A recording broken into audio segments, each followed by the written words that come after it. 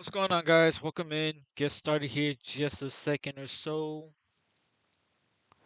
Tomorrow's a big day. I think everyone's excited for tomorrow. If you're holding a position overnight, I probably think you're not going to sleep tonight. Just a wild guess on my part. Let's see. Where is everyone? Kind of just sliding in here real quick. Let's see. What's going on, Linda? AXP American Express. Definitely take a look at it for you, Linda. There's no problem at all. Actually, since everyone's kind of just rolling in, I'll take a look at it for you real quick while everyone kind of trickles in here real quick.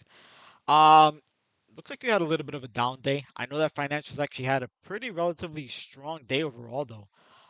For what we got today. See if we kind of get our downtrend resistance.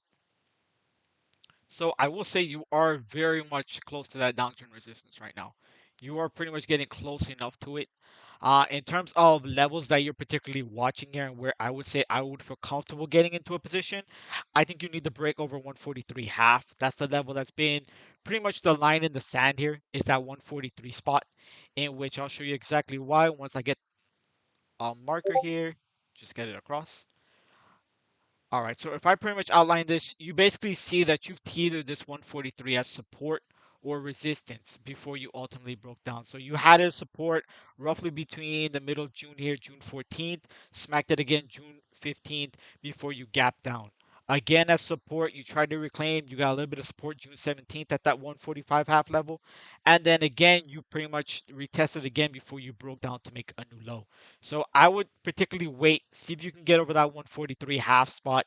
That would be the line in the sand to me, in which if you're trying to get the bigger breakout here, Linda, I would wait for you to pretty much get that move over 143 half, and then you could see a bigger move to the upside, and your first resistance being right around that 148 half. So you're probably setting up to be about a $5 move, 143 half to 148 half.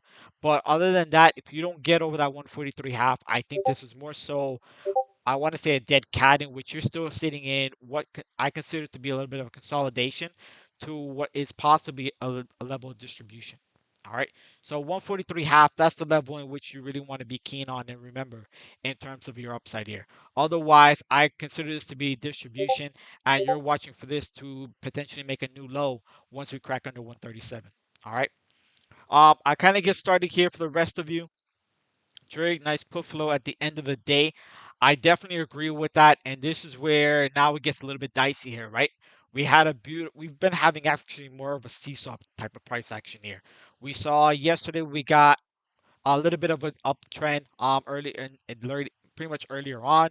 We got the dip, then we got a nice little, I want to say almost looked like a gap up, a gap down overnight, and then we had the full on recovery. What happened? Bears pretty much got squeezed out. A lot of them, I'm pretty sure, probably sold their positions once we saw that red to green move earlier on this morning, and essentially, hopefully, they ended up reloading it. Otherwise, they basically just wanted a loss and they pretty much got forced out of the position. But a lot of a seesaw event between yesterday to today, the up, the down, pretty much an emotional roller coaster. But I kind of still feel like that we're still kind of in a box here, right? Obviously, we're in a little bit more of a downtrend, you would want to say. Getting back to ES here on Futes, you see that we're pretty much overall on a downtrend. You saw the little late day drop that we had, but to me, I still feel like we're sitting in a larger degree box in which we're just teetering up and down, which is giving us that seesaw type of action here the past few days, right? But other than that, I actually still feel like we have a viable upside still coming on the horizon. Do I think it's going to be short lived? Absolutely. I think it's going to be short lived. But the fact that we already have seen two red days, SPY, QQQ, both red past 2 days, I think we're going to see a little bit of a, what I want to say, I don't pretty much like a immediate reaction, in which usually I say about Feds, the immediate reaction is usually typically the wrong reaction. I think that's what's going to happen on the back end of inflation data here tomorrow.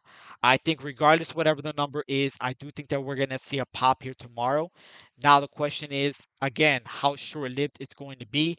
Will it last just tomorrow, or do we see a little bit more of a continuation towards the rest of the week as we do have bank earnings also coming up?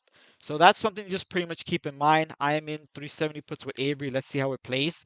I do not doubt you, Sits. I think everyone right now, just looking at the tape, looking at flow, if you probably ask 10 out of 10 people, they're likely leaning bearish.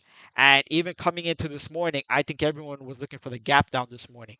Did that end up happening? Not particularly. I think a lot of bears got squeezed out. And not to be that I'm biased, obviously everything is pointing to the downside. I think everything from the macroeconomic standpoint to I want to say the technicals still look relatively bearish in terms of getting that end of day dump.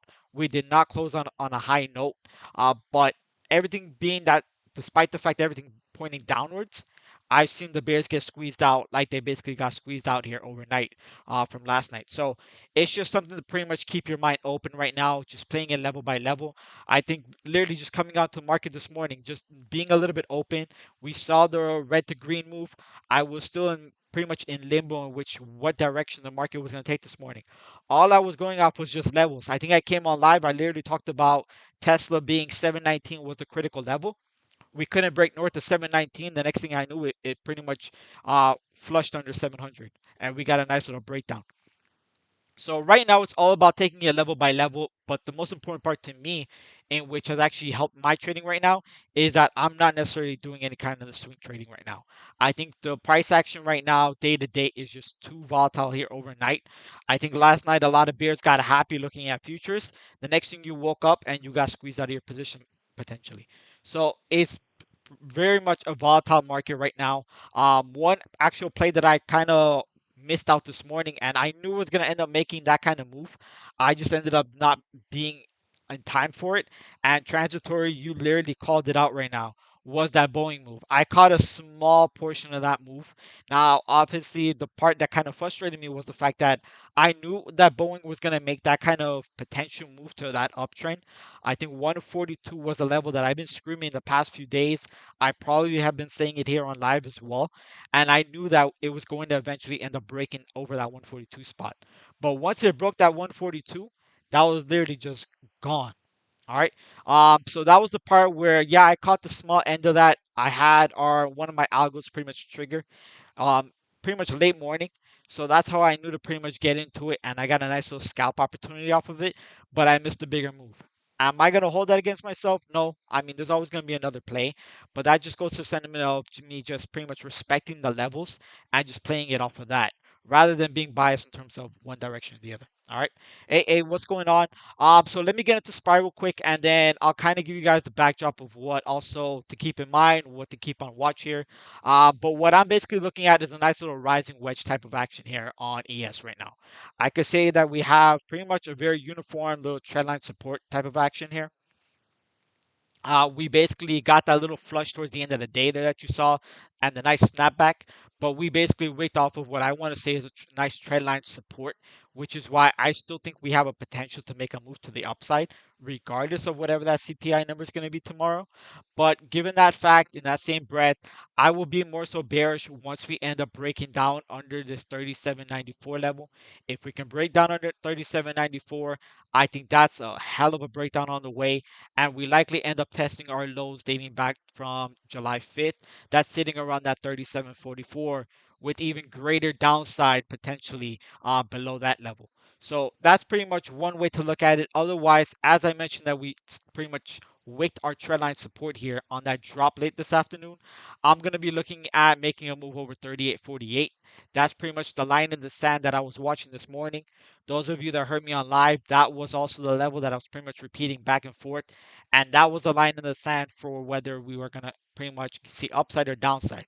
Once we ended up starting losing that 38.48, that's where I'm like, all right, we're going to likely end up trending down in terms of coming down to our trend line support. And that's exactly what ended up happening. But it just rapidly happened towards the end of the day pretty quickly and with a strong snapback. So 38.48, that's the level I'm watching for the upside. But my breakout level is particularly 38.76. That's where I'm going to be looking at if we do get some kind of explosive move to the upside here tomorrow for that CPI data, in which it may be that short-lived rally that I'm talking about. 38.76 would be that level that I'm watching, and then you could potentially see we can even get up towards our trendline resistance that we have on this little rising wedge to bear flag formation that you want to call it. All right, and then we could start talking about 4,000 potentially even on ES if we do see that little short-term rally on the back end of CPI tomorrow. All right, but otherwise, I'm gonna wait to see how we get the immediate reaction tomorrow. Let's see if we end up breaking down below that level here, still watching that 37.94, or do we break north of that 38.48 and ultimately get over my breakout level of 38.75? All right. So again, level by level, let's see how she plays out tomorrow morning, and then we could pretty much take it from there.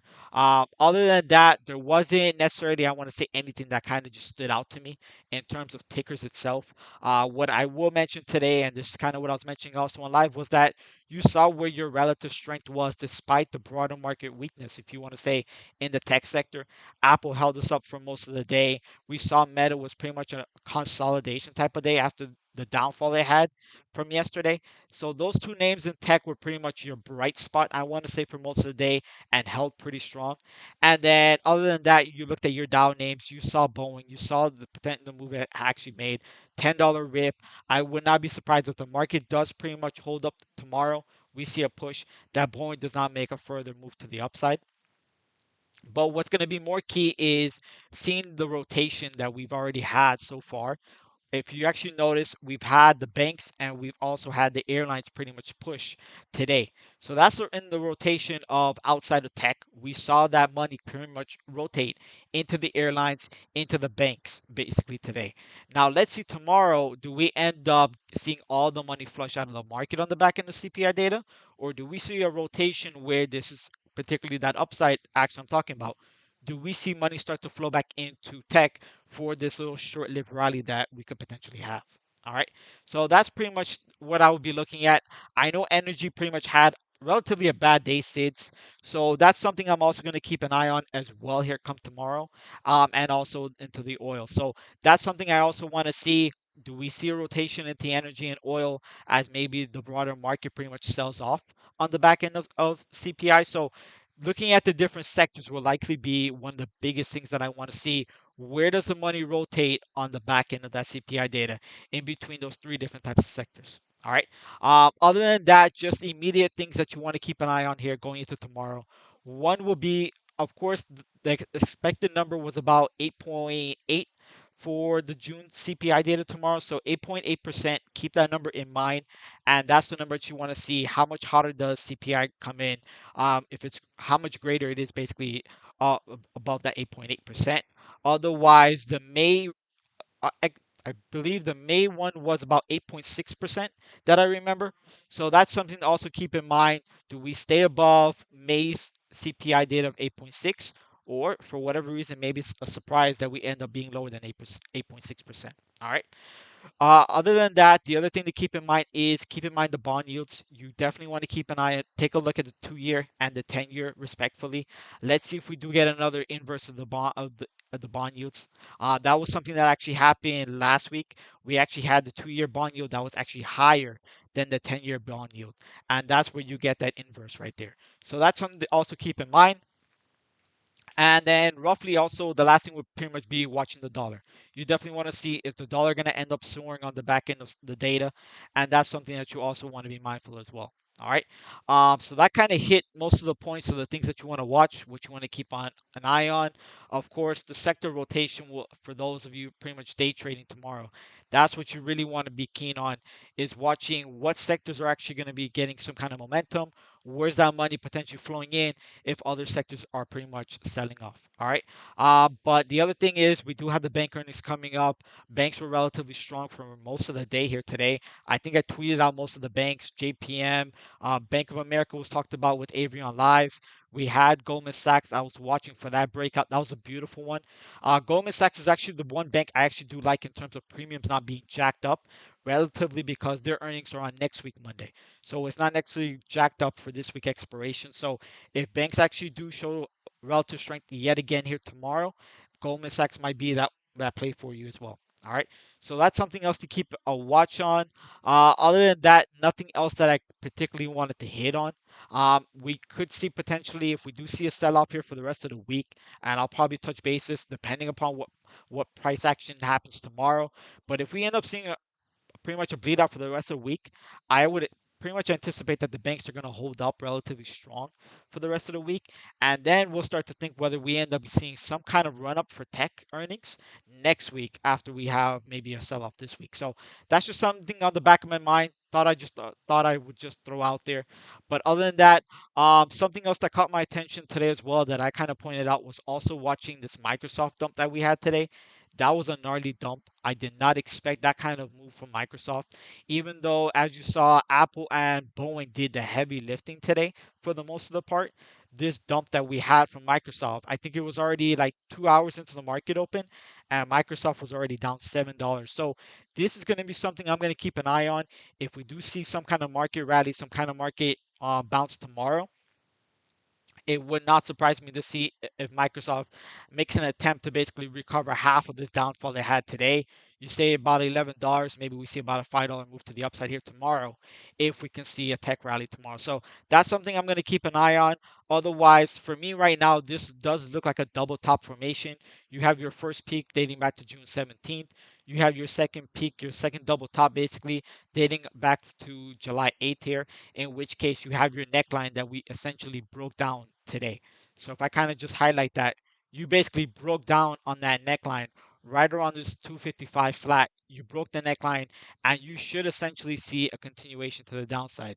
As my target today was 252, I also tweeted that out as well on Twitter. We literally smacked that 252 level and you see that you got the nice snapback in power hour towards the end of the day there. So that's something I'm going to keep an eye on for continuation to the downside. The next level that pretty much stands out to me here would be this 247.5. So if we do get a landslide and we see tech continue to sell off on the back end of today, let's see if we can trade down to that 247.5, and if that ends up catching a dead cat at that current level. So that's something to keep in mind. I would expect this leg to pretty much continue to the downside. And once we find that meaningful support, whether it be that 247.5 or down to the 244 flat, then we'll see if we end up getting the reversal to retest the neckline potentially as a resistance. For those of you that are familiar with the double bottom, the double top formation, you usually get that first leg, then you get the second leg down to equal length basically, and then you retest the neckline as resistance before you get further downside. So that's just essentially what I'm looking at with that one. Other than that, just kind of highlighting other names that are still on my watch list. Apple, you saw the relative strength out of Apple today. That was just a beautiful move that we had for most of the day. I'm going to see if we can snap back, make a breakout back over that 148 level. If we can get a move over 148, 149 still remained my target, but I would not be surprised to see if this ends up pushing to completion of this gap fill dating back to June 2nd here. That's sitting at 150.03. So that's something to keep in mind. If we see a strong move to the upside tomorrow, I would not doubt the fact that Apple's going to show that relative strength yet again tomorrow, and we see even a bigger day than what it potentially had at the high of the day today for itself. All right, so that's another one. Keep an eye on that one. Um, Aside from that, last thing I would probably point out to would be the semiconductor sector. I know the semi sector pretty much held up for most of the day. I think there was only one part of the day where AMD was down about $2 some change, but they were relatively flat even at the close here, even through that entire little end of day dump that we had. Nice snapback. Most of them are relatively flat. So I'm going to be very keen on seeing how the semiconductor sector actually responds tomorrow, whether the market be to the upside or downside. I want to see how the semiconductor sector is pretty much going to end up holding up, or if we're going to end up seeing a steep sell-off with the semis holding us down. All right, and maybe leading the pack to the downside. All right. AA, you mentioned the queues. Let's see. I don't know if I have the queues. Do I have the queues marked up? Well, I have the channel. You could pretty much see last 2 days pretty much just been straight up blood right now. The next level of support that you'll be watching here on the queues would be this 283 half. That's the level that I would particularly be watching for support here. As you see, we're kind of just dropping off a little bit after hours. The biggest thing is going to be whether I wonder how we end up opening up tomorrow before CPI data. Do we see a pretty much a nice little rebound off of today's price action going into the data, or do we get a gap down here tonight? That's going to be an interesting part. But 283 half, that's the level to watch for support on the Qs. Otherwise, that's a landslide, and we pretty much come down towards 278. All right. So 278 is likely if we see pretty much a bleed out. Yeah, 278 will likely trade if we can't hold that 283 half. All right. Otherwise, if you're looking for the reversal, you're looking for the breakout. I'm looking to basically reclaim 290. You reclaim 290, we could see a move up towards 296 potentially, depending how big of a potential rally we have if it is a green day tomorrow. All right. So that's pretty much the two big levels. In terms of that, 290 is your breakout level, and 283 half is your support level that you're watching to hold going into tomorrow. All right. Other than that, I don't think anything else particularly stood out to me. I think again, just watch to see where your sector strength is tomorrow. Look to see where that money is flowing. If it does change directions, if we see the tech sector rally, then you obviously you know where the money's starting to go into is tech. If we see the tech sector starting to pretty much sell off, now we want to see, do banks, do airlines hold up, or do we maybe end up seeing money flow into the energy and the oil sector? All right. So that's pretty much just giving you the gist of what to keep an eye on. Tomorrow is definitely feels like the wild card type of day. I think the entire market, this entire chop, just staying in a box right now. The market is basically just waiting for this to pretty much give us that big catapult, whether it be to the upside or downside. All right. But I will leave it there. Appreciate you guys joining it always. I will see you guys on live tomorrow morning. But other than that, you guys have a good evening. All right.